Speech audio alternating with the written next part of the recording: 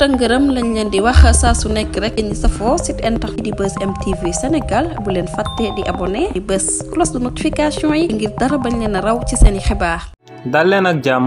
seen chaîne bi di Buzz M TV ci seen acte du jour. démb ginnaaw bañ daan tëj assise nationale de la justice yi nga xam ne dañ ko doon amal ci réew mi di Sénégal acteurs yi ko doon animé am na ci ay ponk yuñ daal di ànd daal di ciy d'accord. bokk na ci ponk yi nga xam ne daal di nañ ciy ànd daal ci d'accord te moom mooy que ne léegi ci réewu Sénégal akum jigéen bu ëmb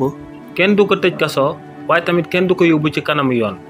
maanaam akum jigéen léegi ci réewu Sénégal bu jalgatee yoon te li ni mel daal di fekk mu daal di ëmb dañuy xaar ba kookee daal di wasin ñu daal di koy yóbbu ci kanamu yoon ba noppi soo ko àttee. waaye tamit bokk na ci li nga xam ne acteurs yooyee daal dinañ koy bokk d'accord te moom mooy que ne dooley procureur dinañ ko daal di wàññi bu baax ci réew mi di Sénégal ba kookee dootul jàpp ku ko neex daal di koy tëj ci kaso bi. te ñoom ne ci li ni mel dañuy andi ci réewu Sénégal liñ dippee juge des libertés maanaam procureur bu toppee nit bu ko tëj ci kaso bi kookee moom mooy saytu ndax loolee mu amal comme infraction jar naa tëj ci kaso bi waaw wala déet. waaye tamit ñoom daal dinañuy ànd d'accord daal di tënk que ne léegi ci réewu Sénégal suuf si nga xam ne dañ ko war a béyee kenn dootu ko joxati nit ci titre foncier. waaye tamit ñoom daal dinañuy ànd d'accord que ne liñ dippee longue détention maanaam ñi nga xam ne dañ leen di daal di téye ci kaso bi lu yàgg lool te duñ leen àttee ne li ni mel dinañ ko jëlee ci réewu Sénégal. te ñoom ne ngir li ni mel daal di antu faaw ñu yokk magistrat yi daal di yokk juge yi waaye tamit daal di yokk greffe yi ci réew mi di Sénégal. ñoom it tamit àndoon nañ daal di d'accord que ne ci réewu Sénégal faaw ñu daal di fiy jeexal liñ dippee retour de parquet. ginnaaw loolee nag acteurs yooyee si luñ d'accordul woon moom mooy ndax kiñ dippee président de la république ci réewu Sénégal day daal di continuer di siéger ci haut conseil de la magistrature wala kookee day bàyyi di siéger ci haut conseil de la magistrature. ci li ni mel sëgëm acteurs yu doon teewee assise nationale de la justice ci réew mi di Sénégal d'accorduñ ci kon kiñ dippee président Bassirou Diomaye Faye moom mooy xool ba xam ndax président day continuer di siéger foofee wala président de la république ci réewu Sénégal dootul siéger foofee. ginnaaw li ni mel kiñ dippee Khady Lam di ab tiktoker international bi nga xam ne kenn dootu ko présenté ci àdduna bi di ab franco-sénégalais daal dinay bàyyeekoo ca réewu France ñëw ba ci réewu Sénégal daal di porter plainte entreprise de télécommunication biñ dippee Expresso. ci li ni mel kookee di Khady Lam ne en 2022 moom ak entreprise biñ dippee Expresso dañoo signé woon akum contrat jëmale ko seen service marketing bi. ne contrat boobee moo ko signé woon ak entreprise biñ dippee Expresso ngir ñooñee daal di mën a fësal image am daal di koy lëkkaleeg entreprise biñ dippee Expresso ngir ñooñee gën a am visibilité au niveau national et au niveau international.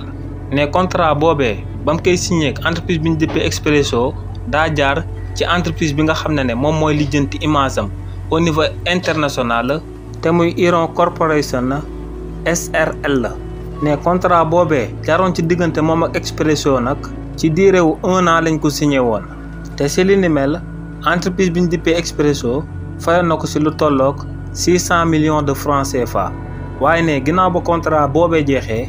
entreprise bii di Expresso contacté wu ko ngir ñu daal di koy renouveler daal di koy yokk. nekkoon contrat boobee en 2023 la daal di jeex tàkk.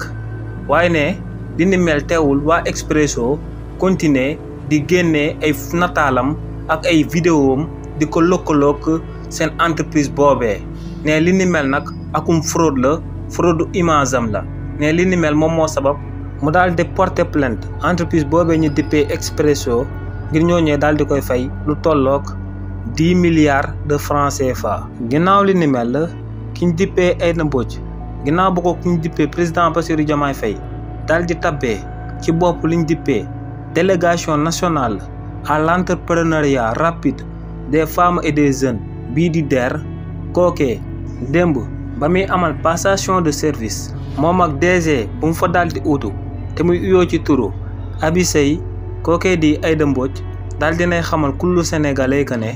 képp ki nga xam ne état bu Sénégal aloon na la xaalis te xaalis boobee nga daal di koy jot mu jaaree ci ab financement bu bàyyeekoo ci bànqaas biñ dippee DER ne képp ku ci jëloon xaalis na la leer que ne di nga daal di rembourser lépp. ci kàddu yooyee kiñ dippee Aïda Mbodj daal di yëkkati nag képp ku ci amal ab ñàngat di nga gis que ne sympathisant ak partisan waa parti bii di APR ñooñee ñoo nama fay xaaju xaalis boobee yëpp. lu sabab lu tax ñu wax li ni mel moom mooy que ne DER nekkoon ab kuréelu banqaasu état bi ñu ko doon diriger ñëpp ci jamono yi kookee di président Macky Sall dañoo jëloon li ni mel di ko politiquer. ndax bu fekkoon ne dangaa nekkoon ab militant wala sympathisant waa parti boobee di APR boo andee ab projet même bu fekkee ne projet boobee dafa médiocre dañ doon jël projet boobee daal di lay financer. waaye buñ xamee que ne dangaa bokkoon ci beneen parti politique ci réew mii di Sénégal bu bokkul ak APR boo andi woon akum projet lu projet boobee pertinent dañ ko doon jël daal di koy rejeter ndax ñooñee ku jege APR ak ku leen doon safoo rek dañ doon jël di financer te ñu ëpp ci ñooñee buñ leen financer woon ba pare duñ doon nangoo rembourser état bi financement yooyee yu leen jébbaloon. ginnaaw li ni mel kiñ dippee El Hadji Ndiaye di patron de presse ci 2STV yëkkati na ay kàddu yu waroo ak yeneen patron de presse yi ci réew mi di Sénégal. ndax kookee di El Hadji Ndiaye ne lu war kullu patron de presse bu nekk ci réew mi di Sénégal moom mooy nga fay sa impôt yi nga xam ne danga koy yoral état bu Sénégal. ndax ne secteuru presse du moom rek moom mooy secteur bu nekk ci réewu Sénégal te ne boo demee ci yeneen secteurs yi ñooñee ñoo ngi débrouillé wu ba di fay impôt yi nga xam ne yoral nañ ko état bu Sénégal. ne li ni mel nag la patron de presse yi ci réewu Sénégal war a amal di jàng fay impôt yi nga xam ne ñoo ngi koy yoreel état bu Sénégal. ne moom patron de presse la comme yeneen patron de presse yi ci réew mi di Sénégal te ne ci waxtu bu muy wax nii yorelu lu tollook 1 franc état bu Sénégal ndax ne moom du doon bàyyi ay impôt di tegle ci kawam bu fekkee ne impôt ñëwoon na rek da koy jël daal di koy fay te ne li ni mel moom moo sabab ci waxtu bu ñuy wax nii yorelul dërëm état bu Sénégal. ci waxtu boobee kiñ dippee El Hadji Ndiaye daal di jibal kàddu yi ni mel kuñ dippee Bougane Gueye Dany di njiital maison de presse biñ dippee des médias moo ngi yoreel lu tolloog 2 milliards état bu Sénégal akum bor bu mu ko war a fay. waaye tamit kiñ dippee Maïmouna Ndour Faye di njiitalu maison de presse biñ dippee 7TV moo ngi yoreel état bu Sénégal lu tolloog 45 millions de francs CFA yu mu ko war a fay. waaye tamit ci waxtu boobee tamit kiñ dippee Madiambal Diagne di njiital maison de presse biñ dippee Avenir Communication moo ngi yoreel état bu Sénégal lu tolloog 91 millions de francs CFA yu mu war a fay état bu Sénégal. lii lañ leen andiloon comme actualité ñoo ngi leen di jox dig daje ci yeneen i mbir incha allah.